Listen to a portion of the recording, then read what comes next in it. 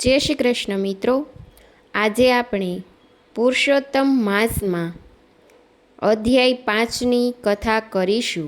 મલમાસનું ગૌલોક ગમન. અધ્યાય 5.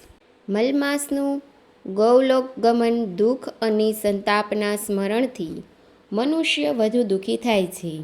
મલમાસનું દુઃખ દૂર કરવા ભગવાન વિષ્ણુએ ગરુડને બોલાવ્યા અને તેની પાંખને વીંઝી મલમાસને મૂર્છામાંથી જાગૃત કર્યો. તો વિષ્ણુ ભગવાને પોતે તેને ઊભો કર્યો અને માથા પર હાથ ફેરવીને કહ્યું, વત્સ, ગૌલોકમાં બિરાજમાન ભગવાન શ્રી કૃષ્ણ પાસે જા.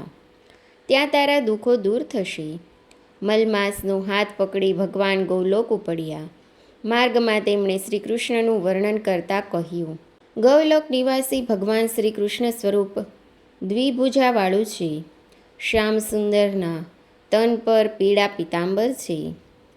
મોરલીના સુમધુર સ્વરોથી તેના ભક્તોને રસ તરબોળ કરે છે. આભૂષણો, કેસર, ચંદન અને કસ્તુરીના લેપયુક્ત શરીરે તેઓ જ્યારે રત્નજડિત સિંહાસન પર બિરાજે છે ત્યારે કોટી કામદેવો પણ મોહિત થઈ જાય છે.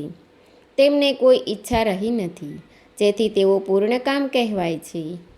હે વત્સ, એ જ ભગવાન તારા બધા દુઃખો દૂર કરશે અને વૈકુંઠ લોકથી 500 કરોડ યોજન દૂર તેઓ ગૌલોકમાં આવી પહોંચ્યા. સૂત પુરાણ કહે છે કે મુનિઓ, નારાયણ ભગવાન કહે છે કે હે નારદ, ત્યાર પછીની કથા આ પ્રમાણે છે.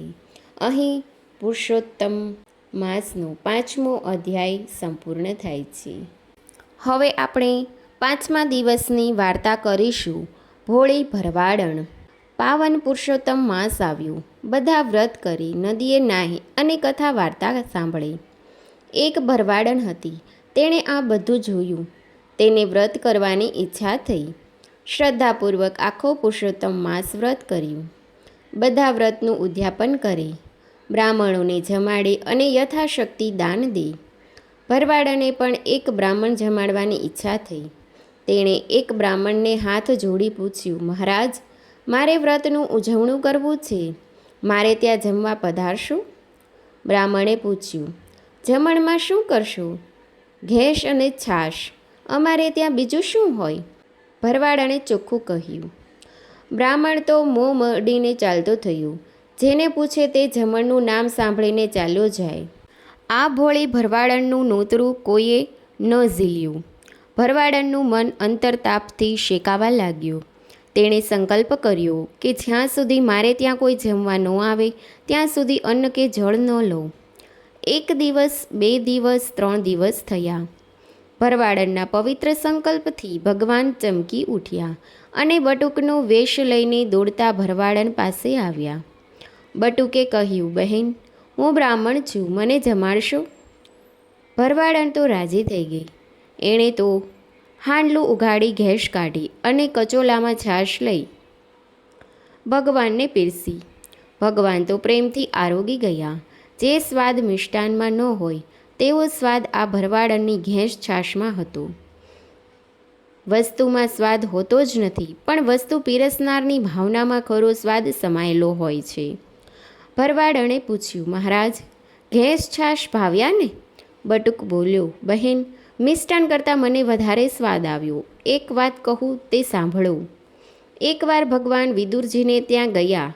વિદુરજી ઘરમાં નહોતા, પણ તેમના પત્નીએ તેમનો ભાવપૂર્વક સત્કાર કર્યો. એમના ઘરમાં બીજું તો કંઈ નહોતું, પણ 4-5 કેળા હતા. તે લઈ આવ્યા અને છાલ ઉતારવા લાગ્યા. ભગવાનના આગમનથી વિદુરજીના પત્ની એટલા બધા હર્ષમાં આવી ગયા અને ભગવાનના દર્શન કરવામાં એટલા બધા તલ્લીન થઈ ગયા કે તેમને કશાનું ભાન ન રહ્યું.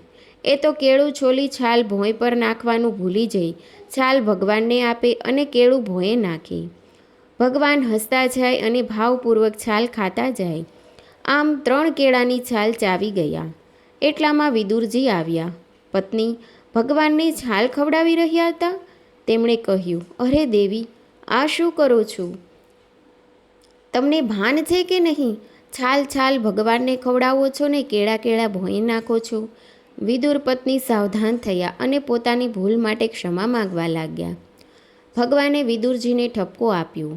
વિદુરજી, તમે મારા રંગમાં ભંગ પાડ્યો. અત્યાર સુધી મેં ઘણા પકવાનો ખાધા, પણ આ છાલ જેવો સ્વાદ મેં કોઈ પકવાનમાં ન ચાખ્યો. સ્વાદ તો વસ્તુ જમાડનારની ભાવનામાં હોય છે. ભરવાડન બટુકની આ વાત સાંભળી રહી. થોડી વાર પછી બટુકે કહ્યું, હવે મને જવાની રજા આપો.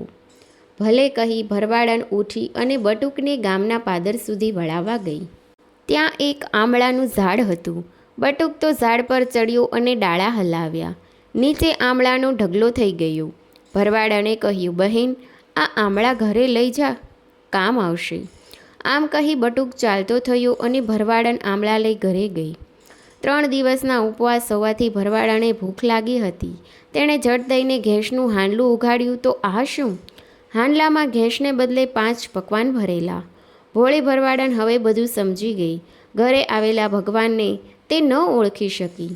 થોડી વારે એણે આમળાની ગાંસડી છોડી તો માહી હીરા, માણેક, મોતી અને બીજા અમૂલ્ય રત્નો ભરેલા.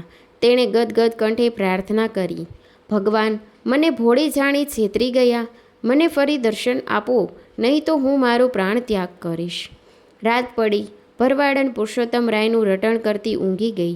સ્વપ્નમાં ભગવાને દર્શન દીધા અને અંતકાળે તેને મોક્ષ આપવાનું વરદાન આપ્યું. જય પુરુષોત્તમરાય. જેવી ભોળે ભરવાડનને ફળ્યા તેવા સૌને ફળજો. તો મિત્રો, વિડીયો ગમે તો ચેનલને લાઈક કરજો, શેર કરજો અને સબસ્ક્રાઈબ કરવાનું ભૂલતા નહીં. Thanks for watching.